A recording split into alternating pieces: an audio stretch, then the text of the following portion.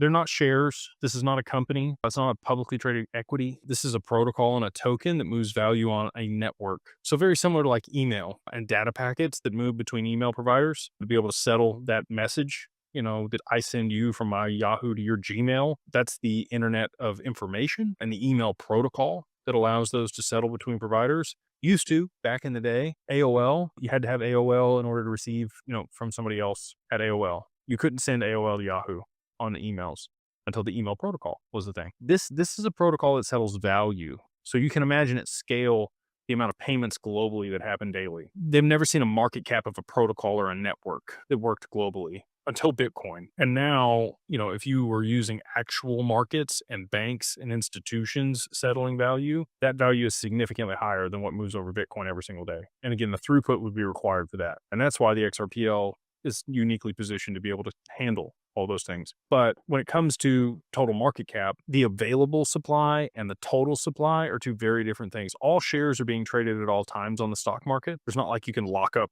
shares. I guess you could borrow margin against them, but just like Bitcoin, like I think Satoshi's going to move his Bitcoin also. So watch for that. That's going to be a sign of the end for Bitcoin, but that's 1.098 million Bitcoin that's locked up in those 20,000 wallets that has never moved. It's not available. Can't trade it. Same thing for XRP. There's over 48 billion XRP in Ripple's escrow, not tradable. So, if you just took that off the table, you got 52 billion in available supply, but that's not what's available on exchanges.